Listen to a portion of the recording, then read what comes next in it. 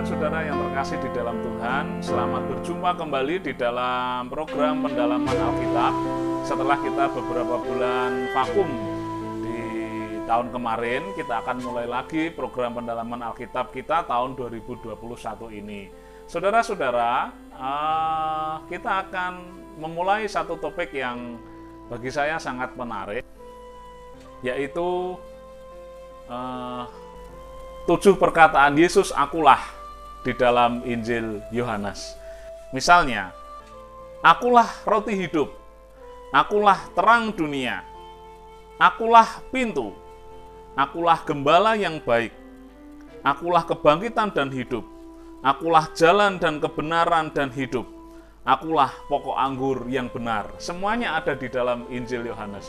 Nah, saudara-saudara, masing-masing top pokok bahasan nanti akan saya upload di akun YouTube ini, di channel YouTube ini setiap hari Rabu. Jadi selama 7 Rabu yang akan datang, kita akan bersama-sama menyelami atau mendalami apa makna perkataan Tuhan Yesus akulah masing-masing sesuai dengan atribut. Misalnya besok Rabu kita akan belajar tentang pokok bahasan akulah roti hidup. Lalu kemudian Rabu yang akan datang kita akan belajar tentang akulah terang dunia dan seterusnya. Tetapi sebelumnya saya akan menyampaikan sebuah pengantar tentang perkataan Yesus akulah ini di dalam Injil Yohanes. Sebab apa? Perkataan Yesus akulah dalam Injil Yohanes ini unik dan istimewa. Kenapa demikian Bapak Ibu dan Saudara yang dikasih Tuhan? Nah, dalam bahasa Yunani, kata akulah ini diterjemahkan dari bahasa Yunani, bahasa asli Alkitab Perjanjian Baru, ego eimi. Saudara-saudara, para teolog sering mengaitkan ungkapan ego eimi ini dengan ungkapan Allah di dalam Perjanjian Lama, seperti misalnya atau terutama di Keluaran 3 ayat 14. Pada waktu itu Allah menemui Musa, ketika Musa bertanya, "Siapakah engkau?" Maka Allah berkata, firman Allah kepada Musa, "Aku adalah aku." Nah, di dalam bahasa Ibrani, aku adalah aku ini ditulis dengan Ehyeh Asher Ehyeh. Inilah kemudian yang akan menjadi pembentuk kata Yahweh. Atau orang Jawa mengatakan Gusti Pangeran Yehuwah atau Tuhan Allah Yahweh. Nah, kata aku adalah aku atau Ehyeh Asher Ehyeh di dalam Keluaran 3 ayat 14 ini berarti begini saudara.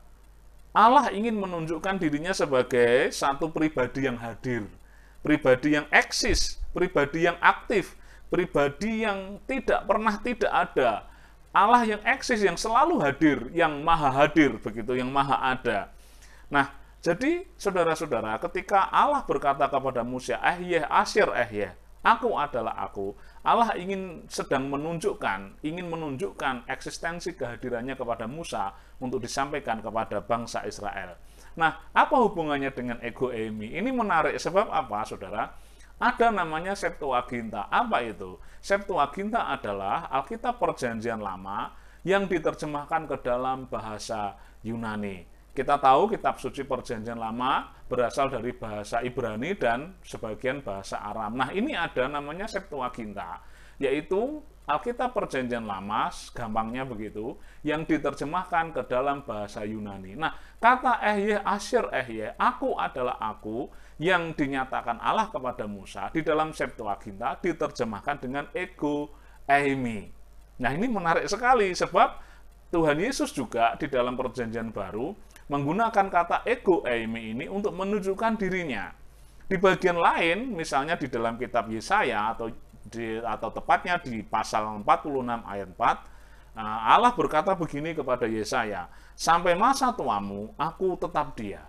Aku tetap dia ini dari bahasa Ibrani anihu, yang artinya ya aku ini Tuhan dan aku tetap dia, aku tetap tidak akan pernah tidak ada. Nah, Septuaginta sekali lagi menerjemahkan anihu ini, eksistensi kehadiran Allah ini dengan kata ego eimi. Sekali lagi, Tuhan Yesus juga menggunakan kata ego eimi untuk menggambarkan atau memperkenalkan dirinya dengan 7 atribut, roti hidup, kebangkitan hidup, dan lain-lain yang telah saya sebutkan dan akan menjadi topik bahasan PA kita di minggu-minggu yang akan datang. Nah, saudara,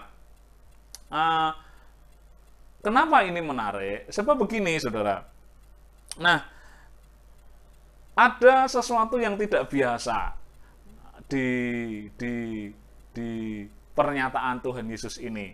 Ini bukan sekedar atribut atau bukan sekedar ketika Yesus menggambarkan siapa engkau? Oh, aku bagaikan pokok anggur, atau oh, aku bagaikan terang dunia.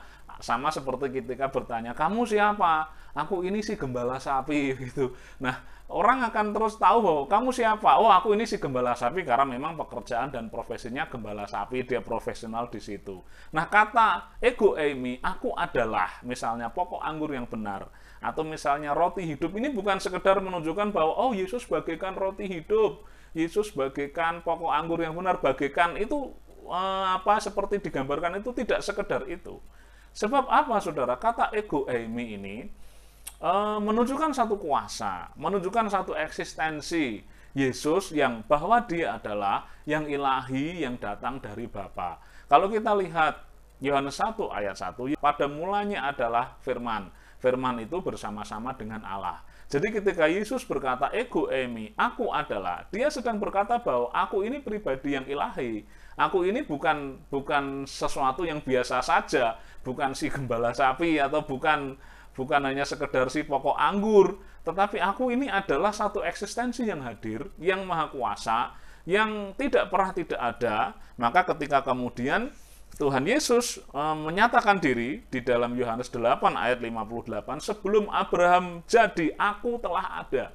Sebelum Abraham jadi, aku telah ada. Seperti nubuat Nabi Yesaya ya, Bapak Ibu dan Saudara, bahwa permulaan Sang Mesias itu sudah ada sejak purbakala. Artinya Yesus eksis, Yesus tidak pernah tidak ada, Yesus tetap ada. Bahkan sebelum Abraham jadi, kata Tuhan Yesus kepada orang-orang Israel, ahli Taurat, orang-orang Yahudi pada waktu itu, aku telah ada, kata Tuhan Yesus. Nah, kata aku telah ada ini juga menggunakan kata yang sama, yaitu ego eimi. Nah, itu sudah cukup membuat orang-orang Israel waktu itu, ahli-ahli Taurat, orang-orang Yahudi marah dan hendak melempari Yesus dengan batu. Yohanes 8 ayat 59.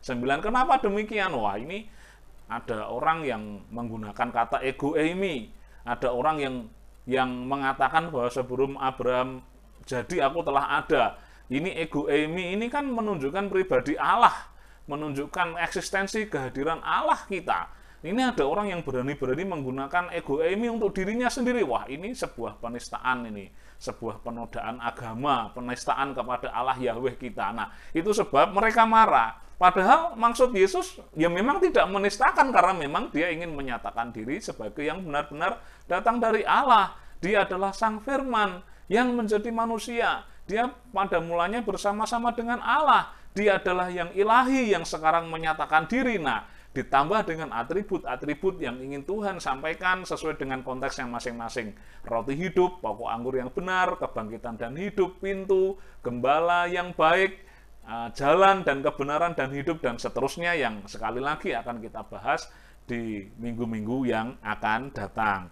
Nah, Bapak, Ibu, dan Saudara yang dikasih Tuhan, itulah pengantar dari seri 7 perkataan Yesus, akulah, di dalam Injil Yohanes. Sekali lagi, ketika Yesus berkata akulah, itu bukan sebuah hanya menunjukkan bahwa seperti tadi ya, kamu siapa? Oh, aku si gembala sapi. Tidak hanya sekedar itu, tetapi Tuhan Yesus ingin menunjukkan eksistensinya, kepribadian ilahinya yang ingin dia nyatakan. Nah, akan lebih menarik kita tunggu di hari-hari atau minggu-minggu yang akan datang. Kita jangan lupa ikuti postingan saya tentang 7 perkataan Yesus, akulah, di dalam Injil Yohanes. Dan kita jumpa di minggu yang akan datang, atau di waktu yang akan datang, dengan perkataan Yesus akulah yang pertama, yaitu akulah roti hidup. Tuhan memberkati Bapak, Ibu, dan Saudara sekalian. Sampai jumpa di kesempatan yang akan datang. Amin.